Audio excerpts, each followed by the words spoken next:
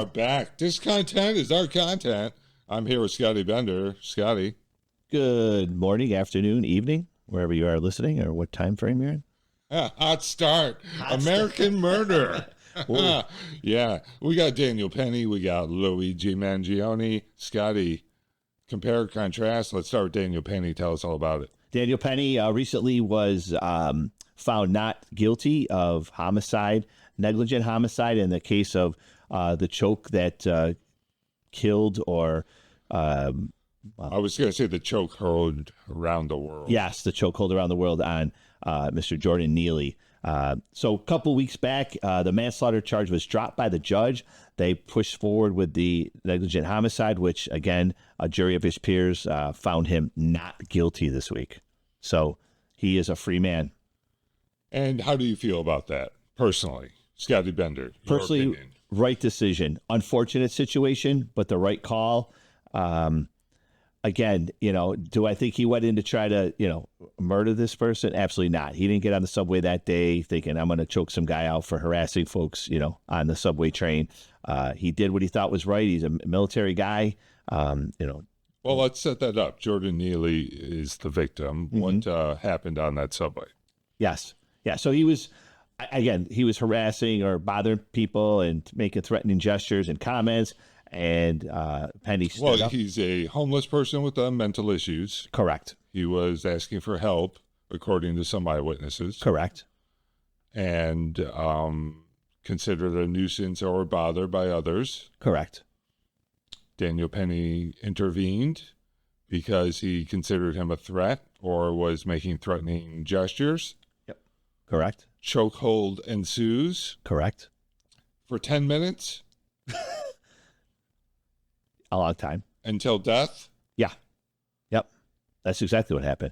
But again, I don't think he meant, I think there was also some underlying conditions that Jordan Neely was suffering from that may have contributed or attributed to his death with the chokehold, combining the two or the three, whatever he had going on. I don't know. I just don't think it was a murder, and I think it was the right decision to acquit him. It's a very unfortunate situation. I mean, people are hailing him as a hero. I don't know if I'd go that far. Not a hero. No, not a hero. I'm saying people are hailing him as a hero. And define people, because I think we both know who. The right. Fox News? Correct. Fair and balanced? No, I don't think it's been that fair and balanced. I mean, as you know my views on where I stand on the political scene, but I don't think it's being fair. Quite honestly, I don't think they are. I think they're over the top with this guy, and again, glorifying what he did. And there's no glory about what happened here. It's an unfortunate situation. It's sad. If someone lost a son, someone lost a family member, a friend, or regardless of the guy's situation, right? He was down and out. I mean, homeless, drug issues. I don't know the exact number, but multiple arrests or, just a guy in and out of trouble. I mean, he was no stranger to the, NYPD, and obviously didn't get the help he needed. That's a bigger issue here. That's really what, we got to get these folks off the street and help them. But you were happy that Penny escaped jail time. I am. I'm not happy that, though, there's, that I'm not going to sit here and say that I'm glad that, Jordan Neely died. That's terrible. And he didn't deserve that. No. All right. Yes. All right. So, yeah, the situation that's unfolding in America that we're seeing is the right is standing behind Daniel Penny. J.D. Vance, Donald Trump, they're inviting him to the Army-Navy game. Yep. He's being treated a lot like we saw with Kyle Rittenhouse. He's being held up as a hero. Fox News is glorifying him. And then on the other side, you have Luigi Mangione. I did get a message from the Mangione family that he is not related to Gap or Chuck. Just want to make that very clear. Okay. They're listening. Some folks might be listening to the podcast. We just want to make sure there is no relation to Gap or Chuck Mangione. That's good. We were getting questions. Yeah, we were. A lot of questions about it. So. Yeah. Especially because they're, from Rochester, and this is where we're from. So, yeah. Tell us about Luigi, the situation. What's unfolded this week, the latest in that story? The latest that's been unfolding is, well, first of all, they're trying to extradite him to New York, which he was fighting, which I think recently, though, I heard he's going along with. He has retained a very high-profile lawyer in New York, so I think we're going to be seeing him coming back for trial. So, combing through the evidence, there's still a lot of stuff that they're trying to uncover.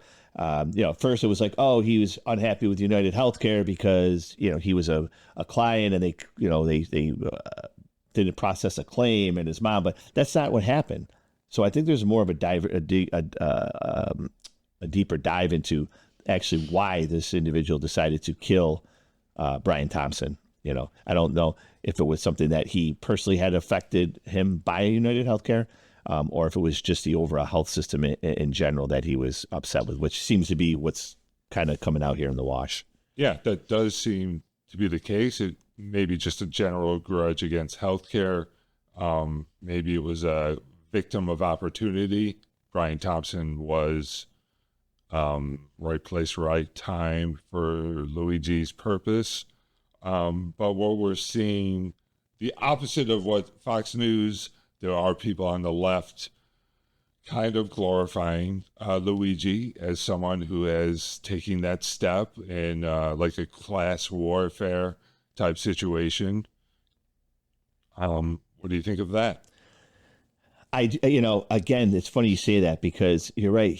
In certain corners, he is being lauded as a hero, a martyr, out there.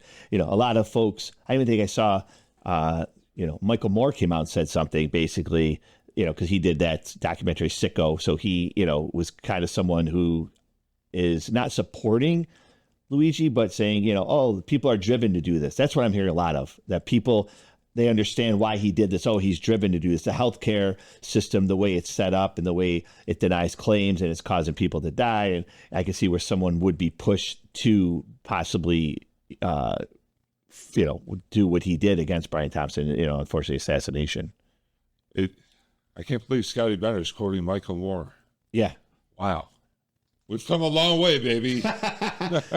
And it's, I'm going to just kind of play the other side of the coin here.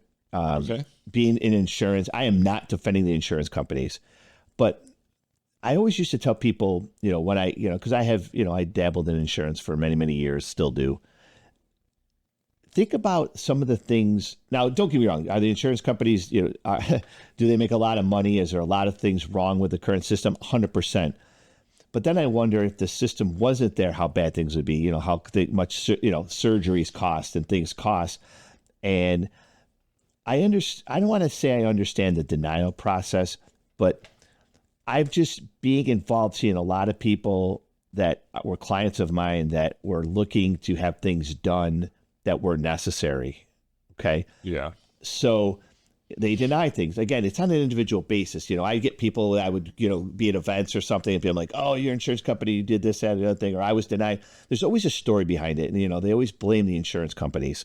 And a lot of times there's doctors on, I'm going to go a deeper level. There's doctors out there that manage by sending people for MRIs and things that aren't needed or giving them prescription drugs. They manage the easiest way for somebody because the system's so clogged with patients and they have no, there were shortage of doctors out there, go try to get a doctor visit, a new doctor visit. And here in my local, you can't find a doctor, and then when you do, they give you X amount of time. So what are doctors doing? They're just trying to manage through medication and manage through sending someone to a specialist or sending someone to get a test that may not or be warranted. So insurance companies, they have to protect their bottom line. They can't just approve everything. So again, I'm not here defending United Healthcare or the insurance industry, but I just know that there's just more variables than, oh, they're terrible. They're the evil empire. They're denying claims. They don't want to pay anything. They want people to die. That's not what's going on. Or, again, this is totally, I'm not going to go on this conversation, but I also look at an athlete, like Juan Soto making upwards of almost $600 million to hit a baseball. 760. Yeah, there you go. To hit a baseball. And I'm a huge sports fan. I love baseball, but I can play that argument. Like, we're giving this guy that much money to go out and hit a baseball, and there's so much important things out there in our society and people that do things that really should be rewarded for, and they're not. And I get it. The market drives it. We're baseball fans. It's not his fault for taking it. It's not baseball. It's society who is driving that. And it's yeah. The difference there is I'll pay $40 to watch Soto play baseball. Right. I won't pay $40 to watch you process a claim. Correct. Yeah. Right. So now it's time to cool off. Scotty, what's going on this week? Being personally or just in general? Yeah. What have you been up to? It's funny you bring up, healthcare. I recently, due to my age, I have to, you have to have a colonoscopy. Oh, yeah. Yeah. Had an interesting conversation with a nurse the other day who called to just to kind of button it all up, with some questions about my health that kind of turned quite comical a little bit. Oh, do tell, I think. Right. So I might regret that. Hang on. Let's see where this goes. Yeah. So, so the colonoscopy, they got a phone call the other day, pre-op call, just was like, Mr. Ritchie, Mr. Bender, having, gotta hear that you're having a colonoscopy, and I have a couple questions for you just before we get started. They went through the COVID questions. Have I been out of the country, sick, blah, blah, blah, all that kind of stuff. And then she asked me a question. She asked me, how often do you move your bowels? I'm like, what? And she said, how often do you move your bowels? And I'm like, I don't know. I said, I wear boxers. I said, I sit all day. I said, for my job. I said, I get up, walk around. I said, they move then.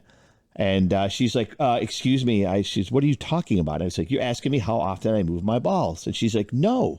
How often do you move your bowels? I said, oh. I said, you might want to ask how many times, do I, take a dump, basically, because the way she was using balls and bowels, it got mixed up. And she was asking me, really, how often do you move your bowels? And I thought she was asking how often do I move my balls? And it was, kind of got a chuckle out of it. But just on the healthcare front here. So, and my colonoscopy did get approved. Oh, okay. Thank God. Yeah, thank God. So I next week I'm going to go and experience that.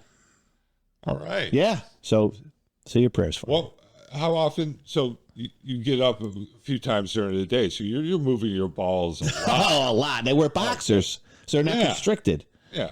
So that's what I thought she was talking. I thought it was very strange that she was asking me that. I'm sitting there going, what the heck does moving my balls have to do with a colonoscopy? But again, it's just her. She had, just a misunderstanding. Did you ask her what she was wearing? No. I should have. No. But anyway, I just had a little funny story about it. But we're on the healthcare thing, so I just... No, that was perfect. Excellent. Now, let's get to our trending topics of the week. Scotty, you're going to kick us off with something I know you're dying to talk about. Weight loss drugs. Yes. Weight loss drugs. Oh, boy. Where do I start with weight loss drugs? I could tell you that every other commercial I see on TV is a weight loss drug. Everyone looks happy that they have the underlying disease for the weight loss drug. I mean, I've never seen so many people happy and dancing around the fact they have diabetes, checking their A1C there. Now, I found this stat very interesting, big guy. Mm-hmm. The United States is only one of 2 countries that is allowed to advertise drug products, RX products, to the public directly through advertising. Right. Do you know what the other country is? There's 2 countries. This is, for our trivia. We don't do a lot of trivia, but there's some trivia out there for our listeners. I do not know. New Zealand. Wow. Yeah. The Kiwis. So there's a lot of problems going on down there. Yes. Yeah. So 2 of the only countries that allow companies to market directly to customers through television. I thought it was interesting. But these commercials, big guy, have you seen them? Come on. I mean, unavoidable. No, unavoidable. Constant. And you and I, we talked offline earlier, was, I like how you said we talked offline. We're literally sitting in the same chairs. It was like 5 minutes ago. We talked offline. We'll take this offline. Isn't that the big corporate buzzword? You're right. It's just constant, just pounding, feeding of these commercials. I can't imagine the amount of money. I mean, I can imagine that gets spent on these commercials. I mean, they're everywhere. And it's just the commentary of our country is just that, everything, take a pill. And now these, and these drugs were supposedly, used for blood sugar monitoring, and now it's like a weight loss. Everyone's doing it. It's like the hip thing to do. I mean, I don't know if anyone saw the South Park episode, which is great. If you haven't, about the Ozempic and Cartman. And then the commercials themselves are just idiotic. I mean, it's like they're marketing to the most mindless people in the world. The one Jardy's commercial I think of is a lady dancing, and she's just all excited, and she, everyone cannot wait to take their Jardians, and it's almost encouraging people to embrace these health conditions which are not funny. They're deadly. They kill people, thousands and thousands of people every day. You were asking me offline. Yep. How these commercials could be so bad.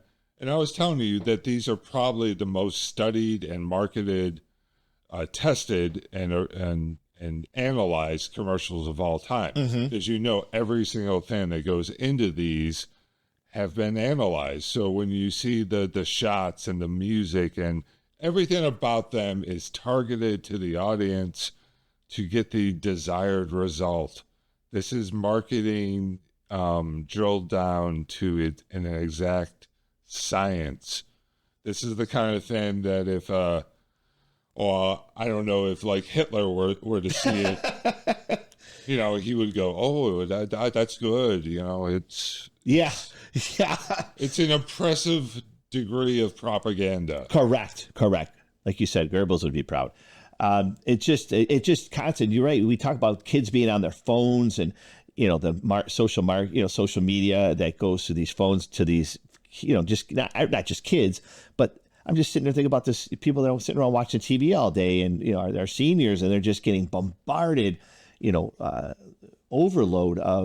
overload with these drugs, and they, and eventually you start thinking that's the answer. When do we start educating people on how to eat healthy and live a healthy lifestyle? And avoid. Well, yeah, if you watch the news. Whether it's like your 6:30 national news, yep, or it's your favorite news channel, Newsmax, Fox News, CNN, MSNBC, you're going to see the majority of the advertising is drug related, or collector plates and coins. Either way, buy gold. Yeah, it's targeted to our older generation, and it's all about taking advantage of that.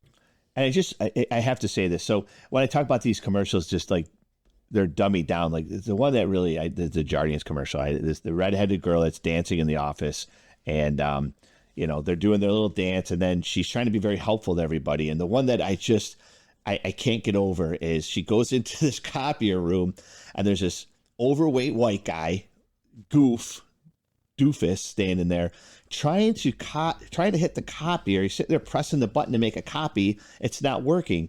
Well, lo and behold, she walks in and she plugs in the copier, and it works. Oh my God. Like, this dolt didn't know that the copier was turned off. I mean, anyone that's used a copier in their lifetime, it's, you see it's on with lights, and I don't get it. Like, he's sitting there, he would have sat there all day trying to press the button. But, this woman comes in who's, the Jardian's spokesperson, the lead dancer, and she's got all the answers, so it's insulting, that classic dumb white guy. Yeah, right.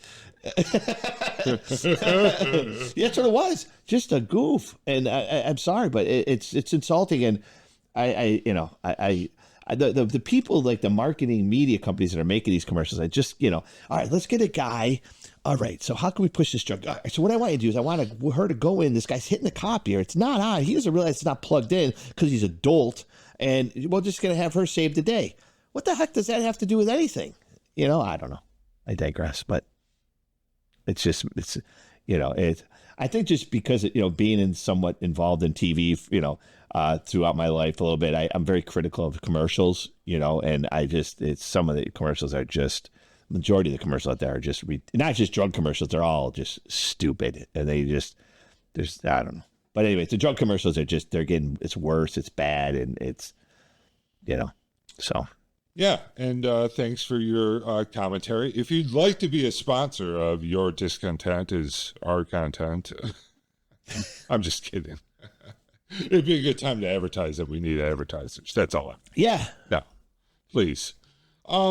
Next up, I'm going to talk today about drones. It's a trending topic. Oof, wow. It's been major in the news of late. If you've been looking at the nighttime sky for drones, you're not alone. In New Jersey, it's been everywhere. The drones have been over the night sky in Ohio, Virginia, Maryland, and as far west as San Diego. They've been in other countries. The drones have been described as being the size of black SUVs. Like a Denali? Yes, can you imagine? Can you imagine sitting there with your wife and out the window, like, oh, there goes a Denali. Yeah, what's that in the sky? Well, it looks like a Denali. Good heavens. I can't imagine. Yeah, these are not your normal drones. It raises a lot of questions. What's going on? Who's in charge here? Why have nothing's been done, is what I'm trying. Nothing's been done. Nothing. It's been going on zilch. Every day, every night, except Thanksgiving. That is a funny stat. I think they came out since November 18th. They've been in the sky every night around 6:30 when it gets dark. But Thanksgiving Day was the only day. Nothing. So I doubt that it's a foreign conspiracy, because I don't think they would take Thanksgiving into place. Yeah, we're just going to hold off on spying for today. We're going to give the American people their Thanksgiving Day off. I don't think so. I think it's obviously our government. Yeah, I think it is, because if it wasn't, there would be definitely some concern. And the fact they're not telling us what it is, and they're not telling us it's a bad thing, makes me think it's us. I mean, who else would be able to occupy that space, like airspace like that? There's no way. If that really was a foreign threat, I got to believe they would handle it. What do you think? Well, and that is the other part of the issue. These drones are flying over restricted airspace. Correct. They're flying over military targets. They're flying over Bedminster Golf Club, where Trump is. Yep. They're flying over Langley, home of the FBI. Yep. They're flying over battleships in the Pacific off of San Diego coast. This is not normal. No. This is not, these are not your father's drones. Is that an expression? Do we say that in America? Father's drones? No. But Washington got involved this week. Congress is raising questions. Senators are asking questions. Speaker of the House Johnson is demanding answers. The government has to step up and say something. So far, what they've said is, we've reviewed the videos, and some of them are actually airplanes and not drones. What a great response. Great response. Let's give it up for the government. They've analyzed some of the videos, and some of them are not drones. Correct. They keep saying they're manned. It could be an airplane. So I think there was an expert that says that airplanes move. It may not appear that they're moving very fast, but they're moving at hundreds of miles per hour, and that's what's going on. The one thing I will say is that this isn't a blue, red, green, yellow situation. This is nonpartisan. I mean, everybody is Democrats. Everyone is up in arms over this. This is Earth. Yeah, this is Earth. This is human beings. Yeah. So I'm glad to see that. So it's a concern with everybody. But again, I just never seen anything like no one has any answers. It is a little. And when you see a wide shot of the night sky, there have been some photos. There are multiple drones in an area. This isn't a case where oh, there's one drone in a 20-mile area. No, there's like 7 of them. Correct. 20-mile area.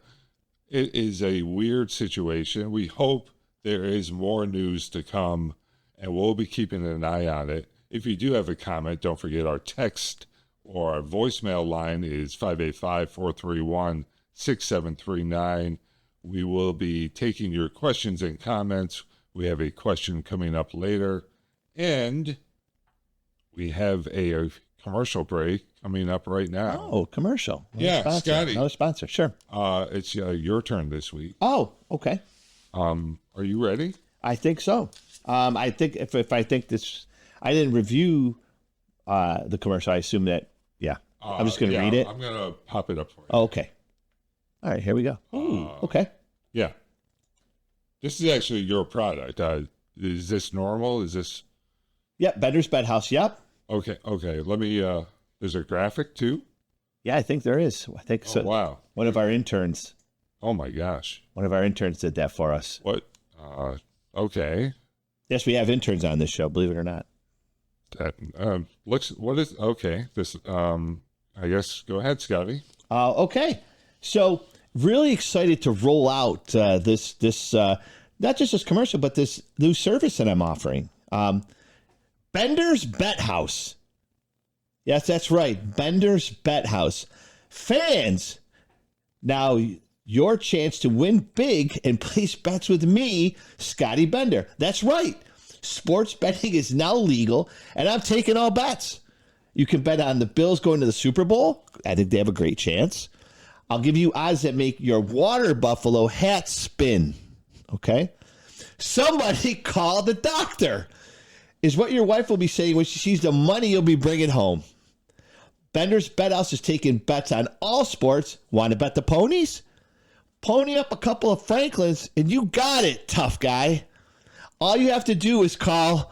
Wait a minute, Scott. What? Oh, I'm in the middle of this. What? Yeah. Are you taking bets yourself? Yes, I am. That's right. It's Bender's Bet House. I'm taking bets. Who's playing Monday night? I think it's Falcons at Vegas. You want Raiders +9? No, Scotty. No. I'll put you down for a hundo. Wait. Falcons? Wait a minute. +9? Yeah, at home. No. Yeah, come on. Quick hundo. Come on, I'll put you down. I got my little book here. I'll put you right in here. Sports gambling is legal. You're correct. But you still have to be like licensed with, like affiliated with a casino, that kind of stuff. No. Wait. No. Sports betting, first of all, is legit. It is legal. And look, I told you, I have my little black book. I keep track of everything right here in my book. Yeah, that's not good. What's no good?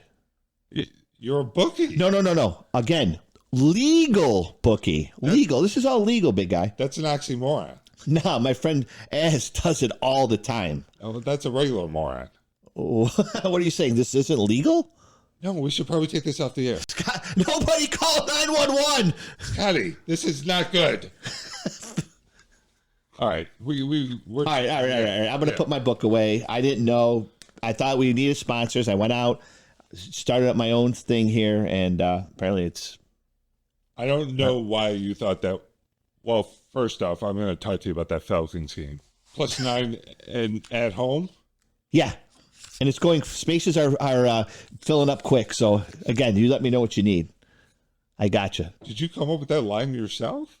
No. Okay. All right. Hundo, huh? Yeah. Yeah. Well, all right. We'll be right back. On the waves of the ocean. The perfect getaway when it's cold outside. It'll be warm inside. Mike O'Brien, your getaway guy. Let me take you to the Buffalo and Erie County Botanical Gardens. Look for the getaway guy now on Facebook.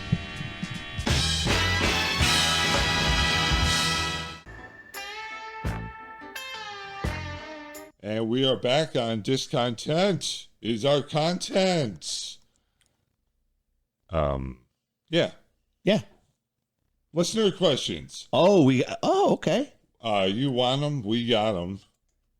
There's our hotline number. It's 585-431-6739. You will have a question for Scotty Bender, or the big guy, or you want to leave a text message or complaints, I guess. Or if you want to place a bet.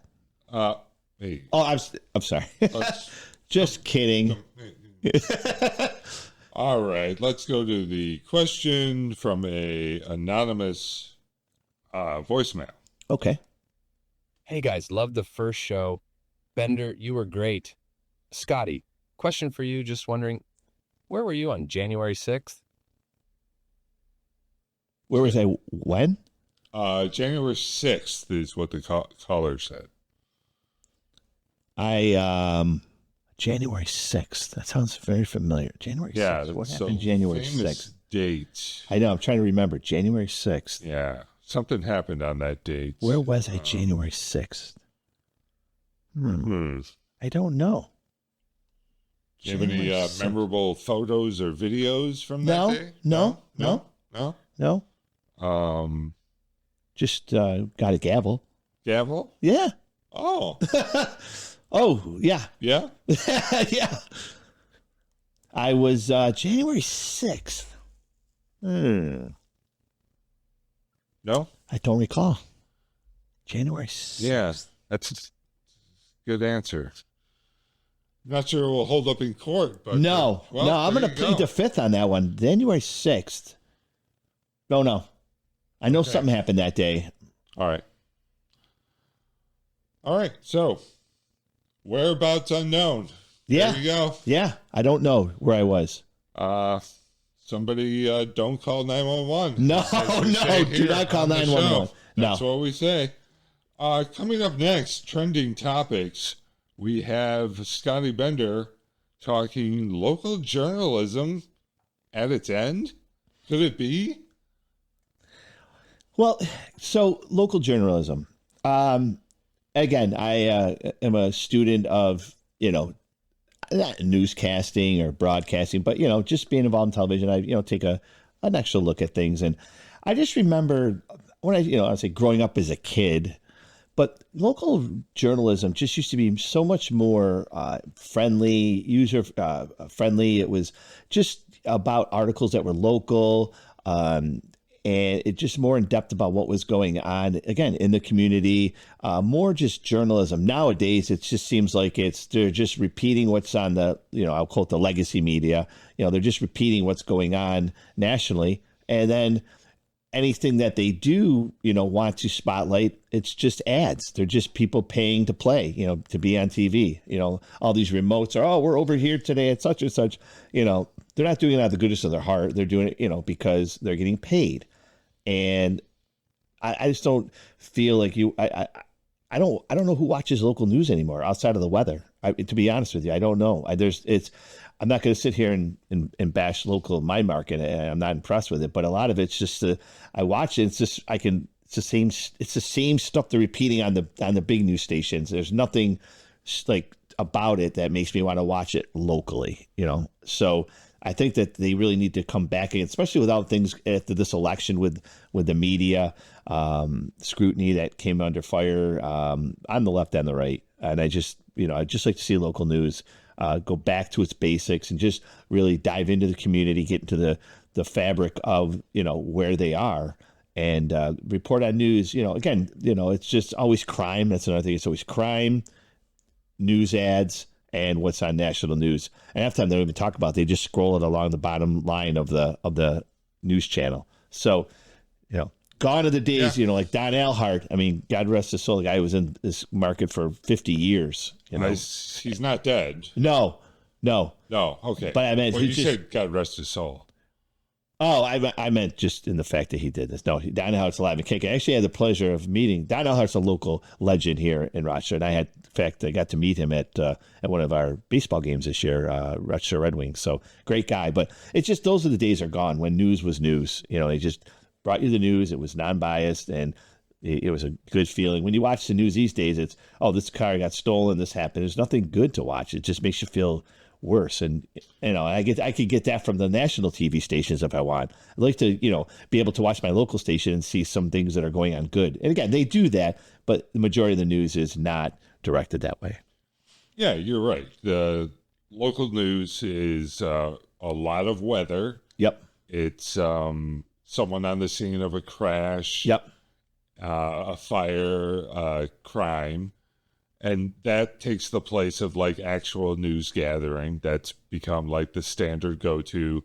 And then the rest is just product placement / this is a sponsor. Let's go to their store for, constant cut-ins to ask, what kind of muffins you have. And, hey, what's the most unique kind of breakfast you serve? Scotty, you could do that. Absolutely. But you're right, though. They'll have them out somewhere, and it's not just. And the news content is weak, but the people that are doing it are even weaker. And it doesn't. I felt like when I would watch newscasters younger and stuff, I always felt like, oh wow, look at them, they're polished. I had such more respect, and just for the way they did their job, I just felt they were just better at it. Now these days, it's just these kids coming in and they're just not good. I mean, it's just they're coming out of college and they're throwing them in these newscasts. They look like they're 12, and there's no place to learn because everywhere they go, they're doing the same thing. They're doing car crashes or the product placement, sponsored bits. Yeah. Where are they learning actual news? They're not here. No.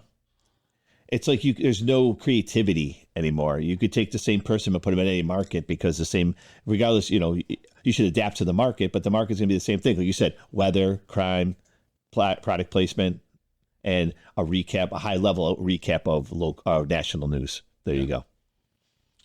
Speaking of disrupting the industry, my trending topic today is about,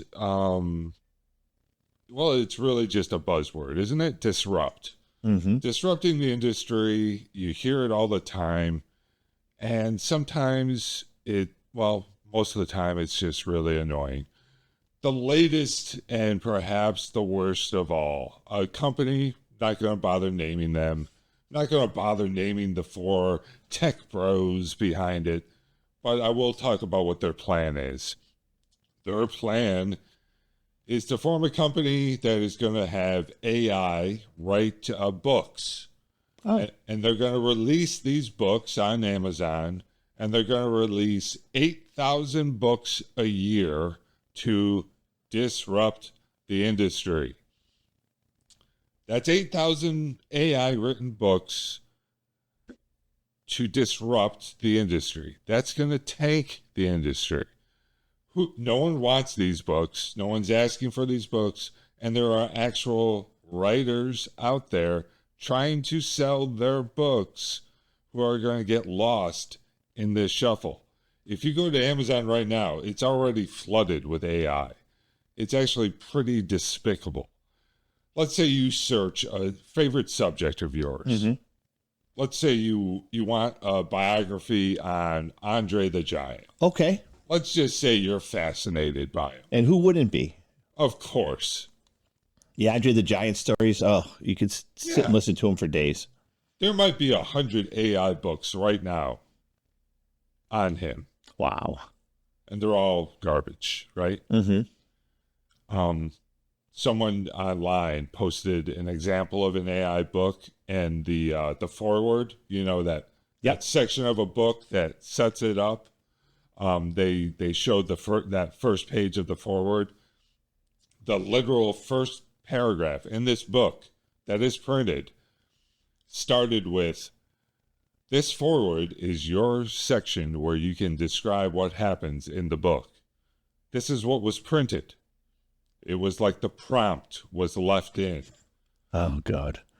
This is the quality that they are using to disrupt the industry. And I'm fearful that they are going to destroy what has been around since the beginning of the written word, what we call books. So I'm going to jump in here, Big Guy. So what would be the reason for the disruption? Money. They of can course, sell. Of course. Can you imagine? 8,000 bucks. Look. They sell 5 each. That's 40,000 books they sold. At how much? All 20. That's 80. Right. You start doing the math. How much does it cost them to make those books? Nothing. It's AI. They don't have to pay anyone.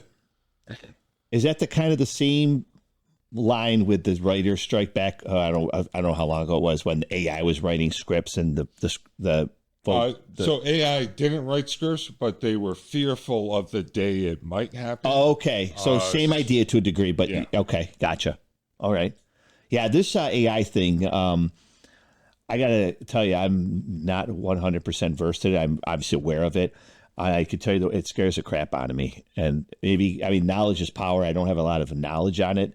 I know I'm not going to say where I work, but I'm going to remain nameless. But I know that where I work is a big national company, and AI is definitely we hear about it all the time in emails and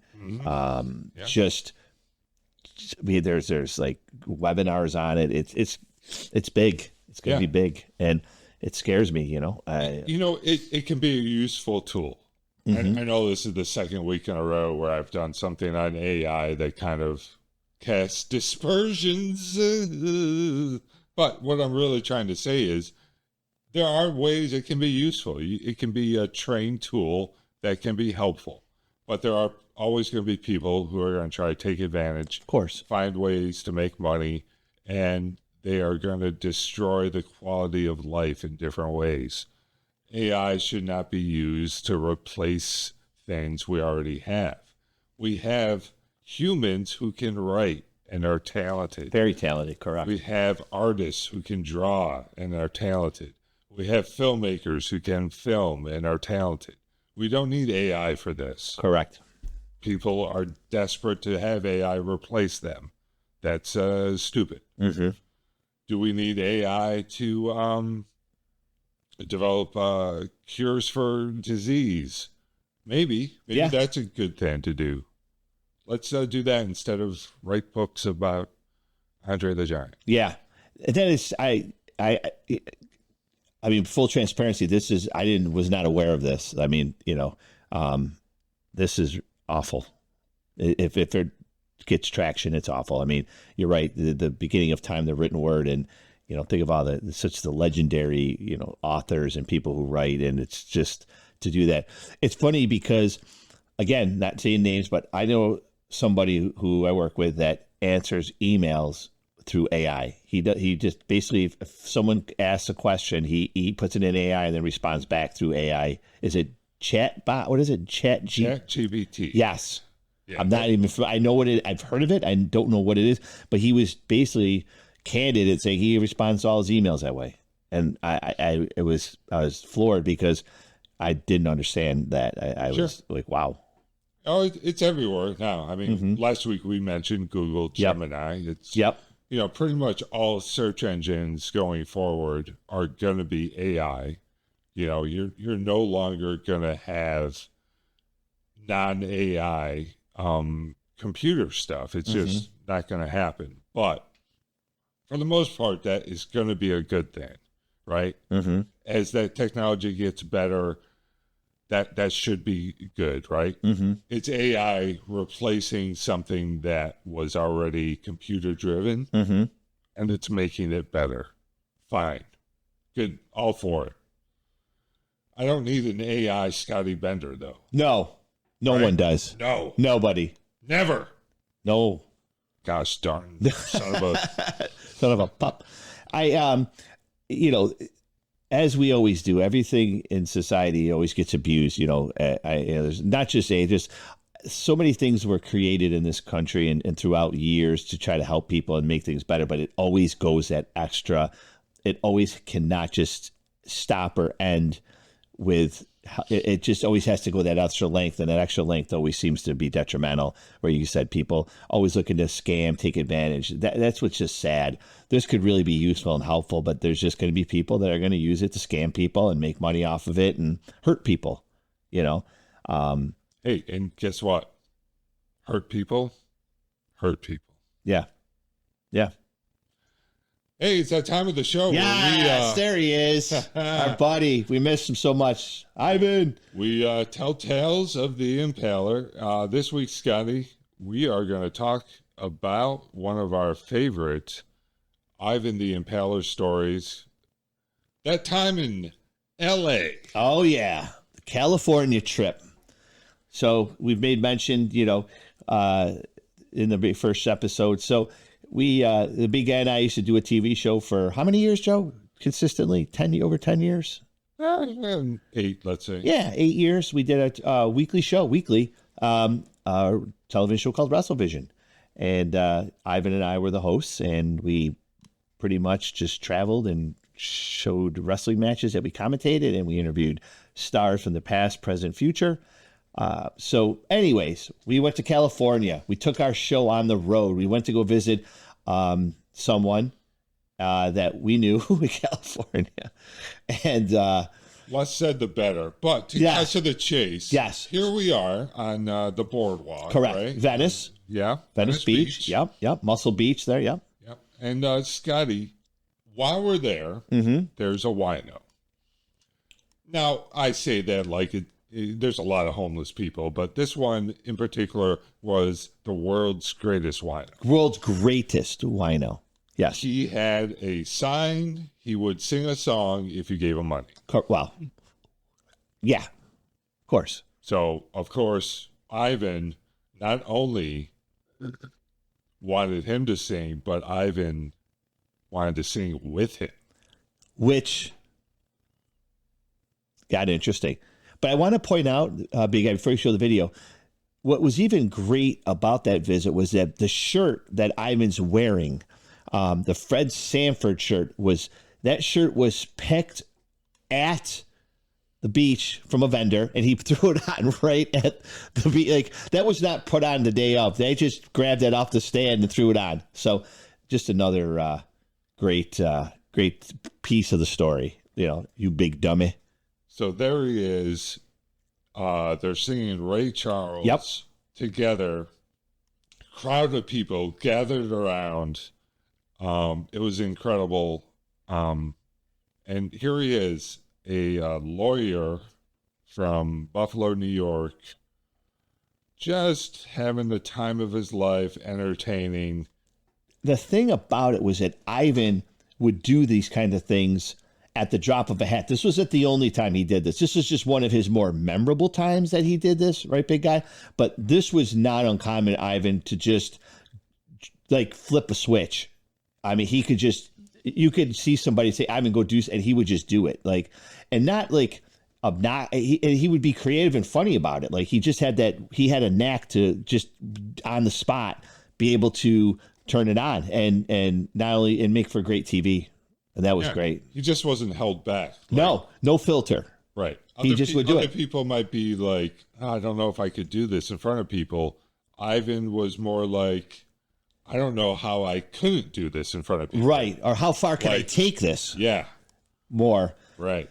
And what was great about this was, this guy obviously was down and out on his luck, and I didn't make him look foolish. This wasn't to make this gentleman look foolish. No. This was not like making fun of him. This was Ivan. This guy had just as good a time with Ivan doing this, because I'm sure this doesn't happen.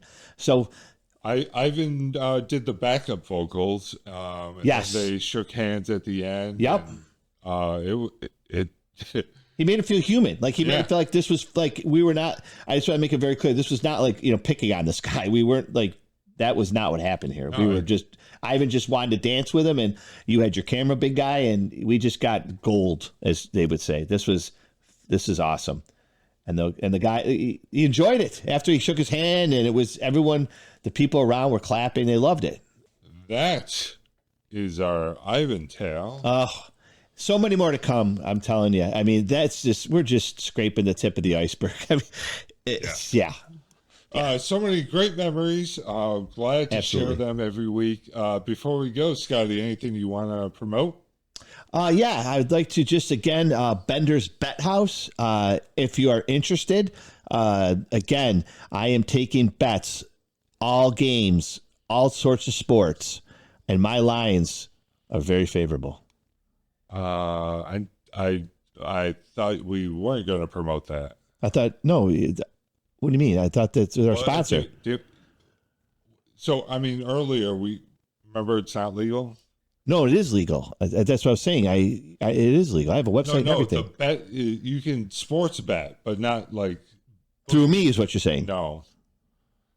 Do you remember during the break I said, at least you don't have a website, because then we could get in real trouble? No, I do have a website. How do you have a website? Yeah. You have a little notebook. Yeah. But I have a website. Remember, the What's notebook. the website? What's the website? Yeah. Bender's Bed House. Okay. Yep. What? .org. .org? Yeah. How did you get a .org? I mean, there should be a Y at the end. Oh, .orgy? Yeah. .org? Yeah. How I got did you it. get .org? Bob Sacramento. You know me. I've talked about him a bunch of times. This guy can get you any website you want. And apparently you kind of have it because I have it. None of this makes sense, Scotty. Well, again, it'll make a lot of sense when you come home with big winnings through Bender's Bet House. And again, right here, I got you for a hundo, big guy. Falcons +9. Oh, I want to talk to you about that Pacers game, too. Ooh, okay. I got that right here, too. Yeah. T-Wolves, right? Yep. Yeah. Yep. Okay. I got the inside track, pal. No. Just on the down low. Yep. Keep it high key. We're taking it back next week. Yes. We will have a lot more. Join us then. Keep the calls and text messages coming. Watch us online, YouTube. We are on all your podcast sites, Apple, Spotify, iHeart. We're on TikTok. We're everywhere. Join us. .org. Like, subscribe. Orgy. What? No. That's not a... It's my website. I don't think that's it's not a thing, Scotty. You'll start seeing the money come rolling in, pal. Don't you worry. Give it time. It's just starting off. All right. Yeah. Fans, DIScontent is our content. Absolutely. God bless America.